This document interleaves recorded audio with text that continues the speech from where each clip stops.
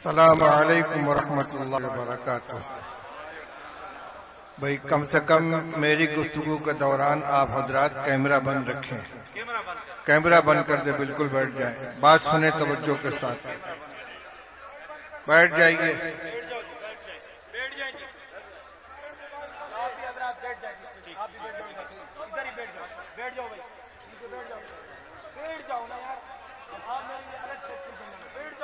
الحمد لله نحمده ونستعينه ونستغفره ونؤمن به ونتوكل عليه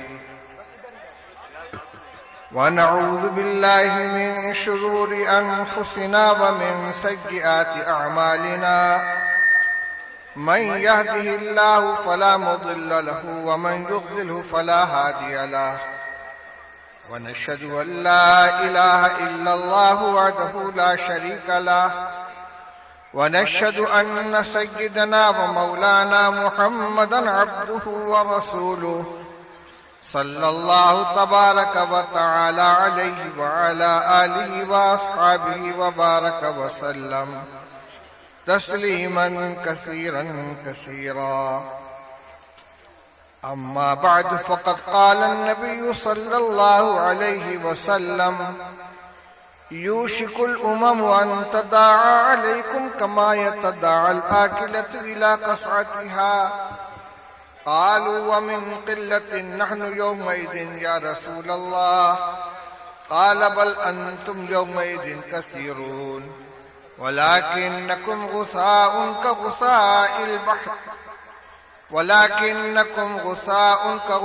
السيل ولينزعن الله من قلوب عدوكم المهابة منكم وليقذفن الله في قلوبكم الوهن.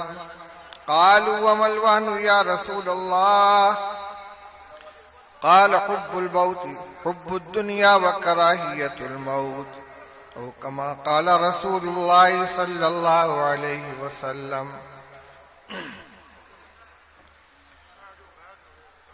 صدر محترم، علماء کرام، برادران اسلام، حاضرین مجلس، اس وقت یہ فقید المثال اجتماع جو جمعیت علماء اسلام کے 100 سالہ جشن کے نام پہ منعقد کیا جا رہا ہے، اور تاحد نگاہ اہل ایمان کا یہ ٹھاٹھے مارتا ہوا سمندر کل سے پوری دنیا کے منتخب اور نمائندہ اکابر و مشائخ کی گفتگو سن رہا ہے. اس ناکارہ کو دارالعلوم دیوبند کی خدمت کے حوالے سے اس اجتماع میں حاضری کا حکم ملا اور مختصر وقت کے لیے حاضری کی سعادت حاصل ہو گئی. میرے بھائیوں، اس وقت میں کوئی بہت لمبی گفتگو نہ کر کے حالات حاضرہ کے تناظر میں امت مسلمہ کی کیا ذمہ داریاں ہیں اور جن حالات سے پوری امت مسلمہ دوچار ہے ان سے نکلنے کے لیے اور ان صبر آزما حالات میں ثابت قدم رہنے کے لیے کس نسخہ کیمیا کی ضرورت ہے، کتاب اللہ اور سنت رسول اللہ صلی اللہ علیہ وسلم کی روشنی میں چند باتیں آپ کے سامنے عرض کروں گا. جو صورتحال پوری دنیا میں ہے یہ کوئی غیر متوقع چیز نہیں ہے.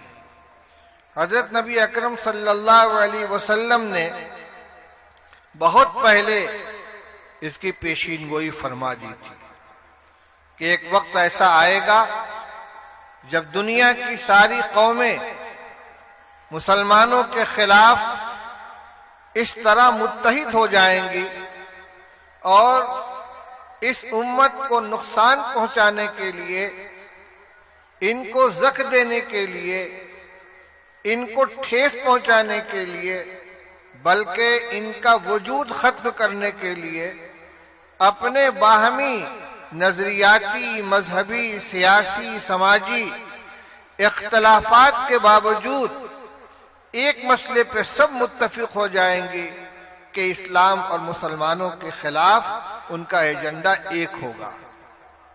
یہ وقت آئے گا، اور آپ نے بڑی محسوس مثال دے کر سمجھایا کہ ایک وقت آئے گا کہ ساری قومیں مسلمانوں کے خلاف اس طرح ایک دوسرے کو دعوت دیں گی جس طرح دسترخوان پہ کھانے کے لیے کوئی جماعت بیٹھی ہو اور اپنے ساتھیوں کو آواز دیتے ہیں، آؤ یہ ڈش بہت لذیذ ہے، یہ سالن بہت عمدہ ہے، ذرا یہ بھی لے لو، ذرا یہ بھی چکھ لو۔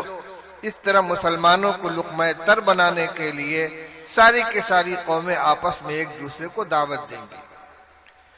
یہ بات جب رسول اللہ صلی اللہ علیہ وسلم نے ارشاد فرمائی ہے، اس وقت مسلمان اگرچہ تعداد کے اعتبار سے بہت مختصر تھے، لیکن ان کا ایمان پہاڑ سے زیادہ مضبوط، اللہ کے اوپر ان کا بھروسہ، اللہ کے وعدوں پر بھروسہ، اور اسلام کے ایک ایک حکم پر عمل کرنے کے سلسلے میں ان کا جذبہ اتنا غیر متزلزل تھا، اور ان کی دھاک اس طرح بیٹھی ہوئی تھی کہ ان کے لیے یہ بات عجیب و غریب تھی، حیرت کی بات تھی کہ کیا ایسا بھی وقت آئے گا کہ مسلمانوں کے خلاف ساری قومیں متحد ہو جائیں گی؟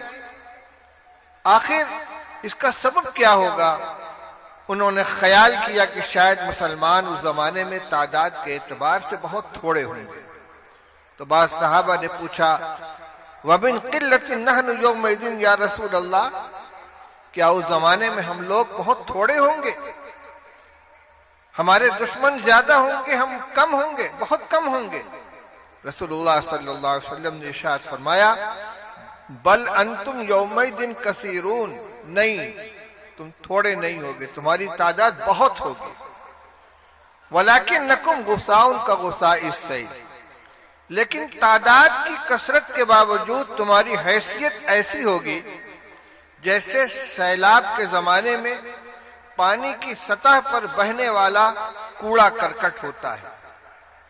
بہترین مثال دی آپ نے، جب سیلاب آیا ہوا ہو، ہر طرف سے بارش کا، نالے کا پانی ایک ندی میں اکٹھا ہو رہا ہو، اور اپنے ساتھ جھاڑ جھنکار کوڑا کرکٹ بہا کر لے آئے، تو یہ کوڑا کرکٹ اتنا مقدار کے اعتبار سے زیادہ ہوتا ہے کہ پانی کی پوری سطح پہ چھا جاتا ہے، لیکن اس کے باوجود اس کی نہ کوئی قیمت ہوتی ہے، نہ اس کا کوئی وزن ہوتا ہے۔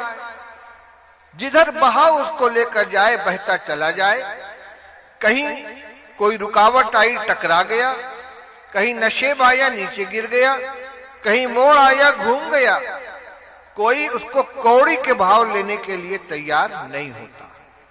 تو مقدار کے اعتبار سے سیلاب کے اوپر بہنے والا کوڑا بہت ہوتا ہے، لیکن حیثیت کے اعتبار سے اس کی کوئی قدر و قیمت نہیں۔ تو رسول اللہ صلی اللہ علیہ وسلم نے فرمایا کہ جس زمانے کا میں تذکرہ کر رہا ہوں، اس زمانے میں مسلمان تعداد کے اعتبار سے بہت ہوں گے، لیکن حیثیت وہی ہوگی جو سیلاب کے اندر پانی کی سطح پر بہنے والے کوڑے کرکٹ کی ہوتی ہے۔ اور صورتحال کیا ہوگی؟ دو باتیں فرمائی، وَلَيَنزِعَنَّ اللَّهُ مِن قُلُوبِ عَدُوِّكُمُ الْمَحَابَّةَ مِنكُمْ، اللہ تعالی تمہارے دشمنوں کے دلوں سے تمہاری ہیبت نکال دیں گے۔ وَلَيَقْذِفَنَّ اللَّهُ فِي قُلُوبِكُمُ الْوَهْنَ، اور اللہ تعالیٰ تمہارے دلوں میں کمزوری پیدا کر دیں گے۔ رسول اللہ صلی اللہ علیہ وسلم نے ارشاد فرمایا ہے کہ بندوں کے دل اللہ تعالیٰ کی دو انگلیوں کے درمیان ہے، جدھر چاہیں اسے پھیر دیں، وہی دلوں میں قوت پیدا کرتے ہیں، وہی دلوں میں کمزوری لے آتے ہیں، وہی کسی کا روب ڈال دیتے ہیں اور وہی کسی کا روب نکال دیتے ہیں۔ فرمایا کہ بڑی تعداد میں مسلمان ہوں گے، لیکن دشمنوں کے دلوں سے ان کی ہیبت نکل گئی ہوگی اور خود ان کے دلوں میں کمزوری پیدا ہو چکی ہوگی۔ اللہ تعالیٰ ان کے دلوں میں وہن ڈال دیں گے۔ تو تو صحابہ نے پوچھا مل وہن یا رسول اللہ، آخر اس بزدلی اور اس کمزوری کی وجہ کیا ہوگی؟ آپ نے فرمایا حب الدنیا و کراہیت الموت، دو وجہیں ہوں گی، ایک دنیا سے محبت اور دوسرے موت کی کراہیت۔ یہ حاصل ہے اس حدیث پاک کا۔ آج مسلمان تعداد کے اعتبار سے پوری دنیا میں دوسری بڑی اکثریت کے اندر ہے۔ اگر عیسائیوں کو، جو خواہ مذہبی طور پر عیسائی ہوں یا قومی مردم شماری کے اعتبار سے اپنے کو عیسائی کہتے ہوں، ان سب کو ایک مذہبی یونٹ تسلیم کر لیا جائے تو اس کے بعد پوری دنیا میں سب سے بڑی تعداد مسلمانوں کی۔ کم از کم 22 مسلم اسٹیٹ ہیں جہاں مسلمان اکثریت میں خود ان کی حکومت۔ کئی ایسے ممالک ہیں کہ جہاں ان کی بہت بڑی تعداد ہے۔ اگر پوری دنیا کے مسلمانوں کو شمار کیا جائے تو ان کو قلیل نہیں کہا جا سکتا۔ حضور نے فرمایا تھا بل انتم یومئذ کثیرون، تم بہت ہوگے۔ آج کے جو حالات ہیں وہ بتا رہے ہیں کہ واقعی اتنی حکومتیں، اتنی تعداد ہے، دولت کے سرچشمے مسلمانوں کے پاس ہیں، پیٹرول کے کنویں ان کے پاس ہیں، دولت کی فراوانی ہے، عددی اکثریت ہے، لیکن آج پوری دنیا میں مسلمانوں کا کوئی وزن نہیں ہے، کوئی ان کی طاقت نہیں ہے۔ اس کی بنیاد کیا ہے؟ رسول اللہ صلی اللہ علیہ وسلم نے دو باتیں ارشاد فرمائی ہیں، حقیقت میں وہی ہمارے لیے غور کرنے کی چیز ہے۔ دو اسباب ہیں، ایک دنیا کی محبت اور دوسرے موت کی کراہیت۔ دنیا کی محبت کا مطلب کیا ہوا؟ دو چیزیں ہیں۔ رسول اللہ صلی اللہ علیہ وسلم نے ارشاد فرمایا من احب دنیاہ اضر بآخرتہ ومن احب آخرتہ اضر بدنیاہ فآثروا ما يبقى على ما يفنى او كما قال رسول اللہ صلی اللہ علیہ وسلم۔ آپ نے ارشاد فرمایا کہ جو آدمی اپنی دنیا کو محبوب بنائے گا اسے اپنی آخرت کا نقصان اٹھانا پڑے گا، اور جو اپنی آخرت سے محبت کرے گا اسے دنیا کا نقصان برداشت کرنا پڑے گا۔ دونوں چیزیں برابر اور یکساں طور پر اس کے ہاتھ لگ جائیں، دنیا کے اعتبار سے بھی کوئی نقصان نہ ہو اور آخرت کی بھی مکمل کامیابی حاصل ہو جائے، یہ ہو نہیں سکتا۔ دونوں میں تقابل ہے۔ کرنا کیا ہے؟ فرما آثروا ما یبقى علی ما یفنى، جو چیز ختم ہو جانے والی ہے اس کو اس چیز کے اوپر ترجیح دو، جو چیز باقی رہنے والی ہے اس کو ترجیح دو اس چیز کے اوپر جو ختم ہو جانے والی ہے، یعنی آخرت کی کامیابی، وہاں کے سرخروئی، وہاں کی عزت جن چیزوں سے حاصل ہو سکتی ہے ان کو اختیار کرو۔ آپ نے ارشاد فرمایا حب الدنیا راس کل خطیئۃ، دنیا کی محبت ہر خطا اور ہر گناہ کی بنیاد ہے۔ آدمی جھوٹ کیوں بولتا ہے؟ بے ایمانی کیوں کرتا ہے؟ حقوق طلب کیوں کرتا ہے؟ خونریزی کیوں کرتا ہے؟ کوئی نہ کوئی دنیاوی منفعت اس کے پیش نظر ہوتی ہے۔ اور اسلامی تعلیمات، شرعی احکام، ان پر عمل کرنا دشوار کیوں ہو جاتا ہے؟ اس لیے کہ ان اعمال کا جو صلہ آخرت میں ملنے والا ہے، ان پر جو کامیابی کا فیصلہ ہے اللہ تعالیٰ کی طرف سے، وہ ہماری نگاہوں سے اوجھل ہو چکا ہے۔ اس لیے میرے بھائیوں، رسول اللہ صلی اللہ علیہ وسلم نے جہاں آنے والے حالات کی پیشین گوئی کی ہے، وہیں مرض کی بھی نشاندہی کی ہے، اور جب مرض کی نشاندہی ہو گئی تو اسی کے ضمن میں اس کا علاج بھی آ گیا کہ آج ہمیں سب سے پہلی بات یہ ہے کہ مسلمانوں کو اپنی زندگی میں تبدیلی لانے کی ضرورت ہے۔ وہ تبدیلی کیا ہوگی؟ اسی ضمن میں ایک بات اور عرض کرتا چلوں۔ ساری دنیا مسلمانوں کے خلاف ہے اور اسلام کے خلاف ہے، ہر محاذ پر، سیاسی اعتبار سے اور اسی کے ساتھ ساتھ جو جتنی کوششیں ہو سکتی ہیں اسلام کو اور مسلمانوں کو بدنام کرنے کے لیے ہر سطح پر اس کوشش کو ان ذرائع کو اختیار کیا جا رہا ہے، استعمال کیا جا رہا ہے۔ اور یہ زمانہ پروپیگنڈے کا ہے۔ گوبلز کا جو فلسفہ تھا کہ جھوٹ اتنا بولو کہ خود جھوٹ بولنے والے کو شبہ ہونے لگے کہ کہیں یہ سچ تو نہیں ہے، آج جھوٹ مسلسل اور اتنی قوت کے ساتھ اسلام اور مسلمانوں کے بارے میں بولا جا رہا ہے، پروپیگنڈا کیا جا رہا ہے کہ اچھے خاصے لوگ بھی شک و شبہ کا شکار ہو جاتے ہیں۔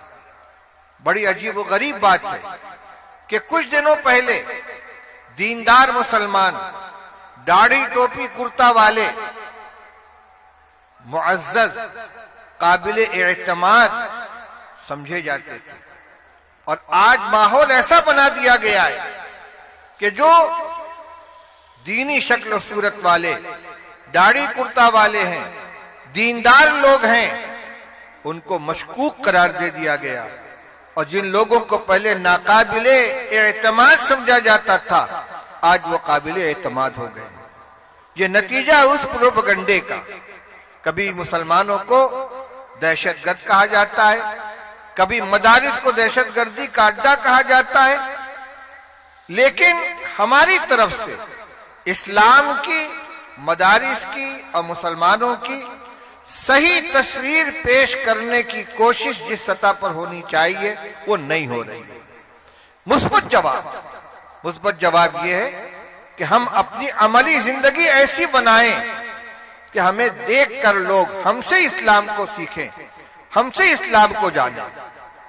یہ مختصر ہے، میں زیادہ تفصیل کے ساتھ گفتگو نہیں کر پاؤں گا، لیکن ہمیں زندگی گزارنے کا جو طریقہ عطا کیا گیا ہے، کچھ تو وہ اعمال ہیں جن کا تعلق ہماری اپنی ذات سے ہے، عبادات ہیں، طاعات ہیں، فرائض و واجبات ہیں، کچھ محرمات ہیں، کچھ کرنے کے کام ہیں، کچھ نہ کرنے کے، لیکن اس کے ساتھ ساتھ بہت سے اعمال اور معاملات اور اخلاق وہ ہیں جس میں مسلمان اور غیر مسلم کی کوئی تمیز نہیں ہے، ہر ایک کے ساتھ ہمیں یکساں معاملہ کرنا ہے۔ مثال کے طور پر تجارت میں دیانتداری اور ایمانداری کا معاملہ، کسی کے ساتھ ہمارا لین دین ہو رہا ہو، اس کو اطمینان نہ کہ یہ مسلمان ہے، لہذا اس سے ہم کو کوئی دھوکہ نہیں ہوگا، اس سے کوئی نقصان نہیں پہنچے گا۔ اسی طرح پڑوسیوں کے ساتھ حسن اخلاق کی جو تعلیم دی گئی ہے، رسول اللہ صلی اللہ علیہ وسلم نے ارشاد فرمایا، واللہ لا یؤمن واللہ لا یؤمن واللہ لا یؤمن، قیل من یا رسول اللہ، قال من لا یامن جارہ بوائقہ، فرمایا کہ بخدا وہ مسلمان نہیں، بخدا وہ مسلمان نہیں، بخدا وہ مومن نہیں۔ پوچھا گیا کون یا رسول اللہ؟ فرمایا جس کا پڑوسی اس کی اذیت سے محفوظ نہ رہے۔ اتنا کوئی امتیاز نہیں ہے کہ وہ پڑوسی مسلمان ہے کہ یہودی ہے کہ عیسائی ہے کہ اور کسی مذہب سے تعلق رکھنے والا ہے، جو پڑوسی ہے، پڑوسی ہونے کی بنا پر ہمارے حسن سلوک کا وہ مستحق ہے۔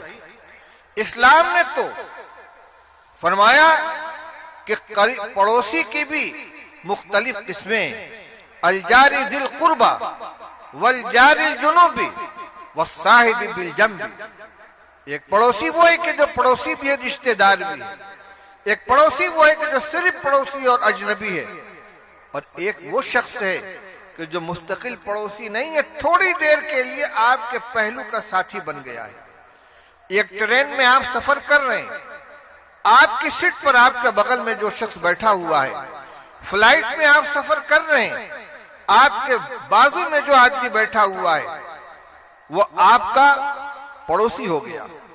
اسلام کے علاوہ کسی نے یہ حق چند منٹ کے پہلو میں بیٹھنے والے کو نہیں دیا ہے، یہ قرآن کی تعلیم ہے۔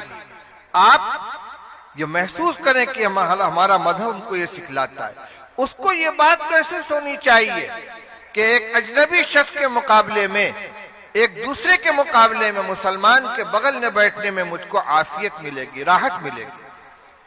رسول اللہ صلی اللہ علیہ وسلم نے اس کا بھی حق بیان فرمایا ہے، قرآن نے اس کا حق بیان فرمایا ہے۔ ہمارے بغل میں ایک شخص نماز پڑھ رہا ہے، حکم یہ ہے کہ بازو کو نرم رکھو۔ آپ کے بغل میں جو نمازی کھڑا ہوا ہے تو اتنے ٹائٹ مت رہو کہ اس کو تکلیف ہو، خود دب جاؤ۔ سجدے میں جاؤ تو تھوڑا سمٹ جاؤ۔ مجلس کے اندر بیٹھو، اذا قیل لکم تفصحوا فی المجالس فافصحوا۔ آپ مجلس میں بیٹھے ہوئے، کچھ لوگ آگے، تھوڑا سمٹ کر ان کو جگہ دے دیجیے۔ چند منٹ کے لیے ایک آدمی آیا ہے، ہر چیز کے اندر اپنے آپ کے اپنے مقابلے میں دوسرے کو ترجیح دی جائے۔ واقعات تاریخ کے اندر بھرے پڑے ہیں۔ امام ابو حنیفہ رحمۃ اللہ علیہ کے زمانے میں ان کا ایک غیر مسلم پڑوسی تھا، یہودی، جو شراب پیتا تھا، اور رات کو جب شراب میں دھت ہو کر گھر میں آتا تو وہ شعر پڑھا کرتا تھا، اذاعونی وای فتن اذاعو لیوم کریہۃ وسداد صغری۔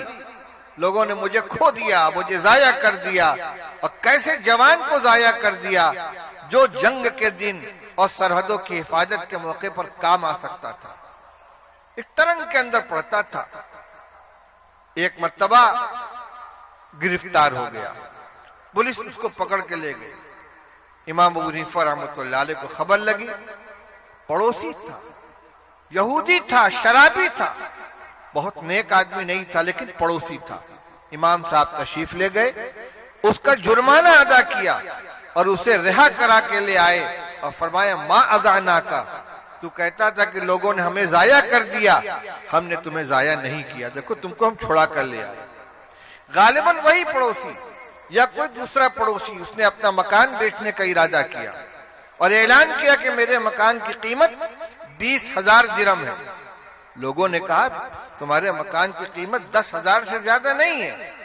اس نے کہا ٹھیک ہے، مکان کی قیمت 10,000 اور ابو حنیفہ کے پڑوس کی قیمت 10,000۔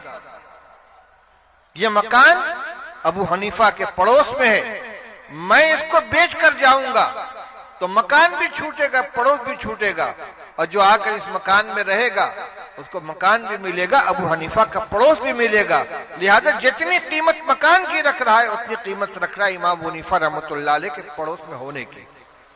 امام صاحب کو خبر لگی تو بلایا اس کو، پورے مکان کی قیمت اس کو دے دی اور کہا مکان بھی تمہارا، پیسہ بھی تمہارا۔ جس نے اپنے پڑوسی کی اتنی قدر کی ہے، معلوم نہیں اس کے جانے کے بعد کون دوسرا پڑوسی آ جائے میرا، اس لیے اس پڑوسی کی قدر کرنی چاہیے۔ میرے بھائیوں، لین دین میں، تجارت کے اندر ہمارا معاملہ دوسروں کے ساتھ ایسا ہو کہ وہ نمونہ بن جائے۔ امام ابو حنیفہ رحمۃ اللہ علیہ کا نام آیا۔ ابھی میں پڑھ رہا تھا راستے ہی میں شیخ ابو زہرہ مصری کی کتاب کا ترجمہ جو انہوں نے امام اعظم ابو حنیفہ رحمۃ اللہ علیہ کے حیات کے اوپر لکھا ہے، اس میں لکھا ہے کہ ایک عورت ایک کپڑے کا تھان لے کر آئی اور امام صاحب کے ہاتھ بیچنا چاہا، یہ کپڑے کے تاجر تھے۔ اس نے کہا اس کے 100 درہم دے دیجئے۔ فرمایا اس سے زیادہ قیمت کا ہے۔ اس نے کہا 200 دے دیجئے۔ فرمایا اس سے زیادہ قیمت کا ہے۔ اس نے کہا 300 دے دیجئے۔ اس نے کہا مجھ سے مذاق کرتے ہیں؟ فرمایا اچھا کسی اور آدمی کو بلا لو، وہ اس کی قیمت لگا دے۔ ایک شخص کو بلایا گیا، اس سے پوچھا گیا اس کی قیمت کتنی ہے؟ اس نے بتلایا 500 درہم۔ امام ابو حنیفہ رحمۃ اللہ علیہ نے 500 درہم دے کر اس تھان کو خرید لیا۔ گھٹانے کے لیے نہیں، بڑھانے کے لیے، قیمت زیادہ دینے کے لیے دوسرے شخص کو بلایا جا رہا ہے تاکہ وہ قیمت زیادہ بتا کر اس کو بیچنے والے کا نفع اور اس کو راحت پہنچائے۔ اسی طرح دیانتداری کے سلسلے میں امام صاحب کا واقعہ مشہور ہے کہ ایک تھان میں تھوڑا سا عیب تھا۔ انہوں نے اپنے کارندے کو ہدایت دی کہ اگر کوئی خریدار آئے تو اس کو پہلے عیب دکھلا دیا جائے، اور اگر وہ خریدنے پر تیار ہو تو جتنی قیمت پر خریدے اتنی قیمت پر اس کے ہاتھ فروخت کر دیا جائے۔ اتفاق کی بات، کوئی گاہک آیا اور کارندے نے عیب دکھلائے بغیر اس تھان کو فروخت کر دیا۔ امام صاحب تشریف لائے، پوچھا وہ تھان کیا ہوا؟ اس نے کہا وہ تو بک گیا، تم نے خریدار کو عیب دکھلایا تھا؟ کہا نہیں۔ وہ خریدار کون تھا؟ کہ میں پہچانتا نہیں۔ امام صاحب نے اس دن کی پوری بکری جتنی قیمت آئی تھی سب اٹھا کے صدقہ کر دیا۔ اس کے اندر غلط قسم کا پیسہ تھوڑا سا شامل ہو گیا۔ میرے بھائیو بزرگوں، ہم اپنے اخلاق، اپنے کردار سے اپنا تعارف کرائیں، اسلام کا تعارف کرائیں۔ ہمیں اسلام یہ تعلیم دیتا ہے، ہمارا مذہب یہ بتلاتا ہے۔ ہم بہت سے کام کرتے ہیں لیکن اس کا حوالہ کچھ اور دے دیتے ہیں۔ دوسروں کے سامنے ہماری شبیہ صحیح آنی چاہیے۔ اس میں امن اور بقائے باہم، پرامن بقائے باہم کی تعلیم جتنی اسلام نے دی ہے وہ کسی کے یہاں نہیں ہے۔ میرے بھائیو اور بزرگوں، حب الدنیا و کراہیت الموت، جو دو چیزیں رسول اللہ صلی اللہ علیہ وسلم نے بیان فرمائی ہیں، تو اس سے ہمیں یہ سبق ملتا ہے کہ آخرت میں کامیابی کے جو راستے ہو سکتے ہیں ان کو ہمیں اختیار کرنا ہے۔ دنیا کی محبت میں آخرت کا نقصان اپنے لیے اگر برداشت کریں گے، یہ ہماری ذلت اور ناکامی کی پہلا سبب ہوگا۔ مختصراً دوسرے جز کی طرف بھی اشارہ کرتے فرمایا وَكَرَاهِيَةُ الْمَوْتِ، مسلمانوں کے ذلیل ہونے کی اور بے وقت ہونے کی دوسری بنیاد موت کی کراہیت ہوگی۔ موت کی کراہیت کا مطلب یہ ہوگا کہ مسلمان مرنے سے ڈریں گے، موت سے خوف کھائیں گے۔ ایمان والے کا تو یہ عقیدہ ہے کہ جب دنیا میں انسان آتا ہے تو اللہ کی طرف سے ایک متعین عمر لے کر آتا ہے۔ بچہ جب ماں کے پیٹ میں ہوتا ہے وہی فرشتہ پوچھتا ہے ما اجلہ ما رزقہ، پروردگار اس کی روزی کتنی لکھی جائے، اس کی عمر کتنی لکھی جائے۔ اور دونوں کے بارے میں جو فیصلہ ہو گیا اس میں نہ عمر میں ایک لمحے کی کمی زیادتی ہو سکتی ہے، نہ رزق میں ایک دانے کی کمی زیادتی ہو سکتی ہے۔ اذا جاء اجلہم لا یستأخرون ساعۃ ولا یستقدمون، موت اپنے وقت پر آئے گی اور جہاں اور جس حال میں لکھی اسی طرح آئے گی۔ پھر ہم موت کا خوف اپنے اندر بیٹھا کر بزدلی اور کم ہمتی کے شکار کیوں ہوں؟ اس لیے مومن اللہ سے ڈرتا ہے اور موت پر اس کا یقین ہے، موت اپنے وقت پر آئے گی۔ وَلَوْ كُنْتُمْ فِي بُرُوجٍ مُشَيَّدَةٍ، 7 قلعہ کے اندر بھی اگر ہم محفوظ ہو جائیں اور اللہ کی طرف سے ہمارے مرنے کا وقت آ چکا ہے، طے ہو چکا ہے، اس کو ہم ٹال نہیں سکتے۔ تو ایک مطلب تو یہ ہے کہ موت سے جو کا خوف اور موت کا ڈر جو ہمارے اندر بزدلی پیدا کرتا اس کو اپنے دل سے نکالیں۔ لیکن صرف یہی مراد نہیں ہے، اس لیے کہ موت سے کی کراہیت یہ تو ایک فطری چیز ہے۔ چنانچہ جب رسول اللہ صلی اللہ علیہ وسلم نے ارشاد فرمایا کہ من احب لقاء اللہ احب اللہ لقاءہ ومن کرہ لقاء اللہ کرہ اللہ لقاءہ، ارشاد فرمایا کہ جو شخص اللہ سے ملنے کو پسند کرتا ہے اللہ تعالیٰ اس سے ملنے کو پسند کرتے ہیں، اور جو اللہ سے ملنے کو ناپسند کرتا ہے اللہ تعالیٰ اس سے ملنے کو ناپسند کرتے ہیں۔ اس کا مطلب کیا ہوا کہ جو مرنے کو پسند کرتا ہے کیونکہ اللہ کی ملاقات موت کے بعد ہوگی، اللہ تعالیٰ اس سے ملنے کو پسند کرتے ہیں، اور جو اللہ سے ملنے کو ناپسند کرتا ہے یعنی موت کو ناپسند کرتا ہے اللہ تعالیٰ اس سے ملنے کو ناپسند کرتے ہیں۔ ام المؤمنین حضرت عائشہ صدیقہ رضی اللہ تعالی عنہا نے فوراً عرض کیا یا رسول اللہ کلنا یکرہ الموت، ہم میں کہ ہر آدمی موت سے فطری طور پر موت کو فطری طور پر ناگوار سمجھتا، کوئی مرنے کو پسند نہیں کرتا، زندگی ہر ایک کو عزیز ہوا کرتی ہے۔ تو رسول اللہ صلی اللہ علیہ وسلم ارشاد فرمایا لیس ذاکی، موت کی جو فطری ناگواری ہے وہ مراد نہیں ہے بلکہ میں کچھ اور کہنا چاہتا ہوں۔ آپ نے ارشاد فرمایا کہ جب اللہ کا نیک بندہ جس نے اپنی زندگی اللہ کی مرضی کے مطابق، شریعت کے حکام کے مطابق گزاری ہے۔ جب اس کے مرنے کا وقت آتا ہے تو رحمت کے فرشتے اس کی روح قبض کرنے کے لیے آتے ہیں۔ جنت کی نعمتیں، روح و ریحان و جنت النعیم کا منظر اس کے سامنے ہوتا ہے اور اس کی روح نکلنے کے لیے بے چین ہو جاتی ہے۔ وہ چاہتا ہے کہ جلد از جلد میری روح پرواز کرے، میں پروردگار کے حضور میں حاضر ہو جاؤں۔ وہ اللہ سے ملنے کو پسند کرتا ہے، اللہ اس سے ملنے کو پسند کرتے ہیں۔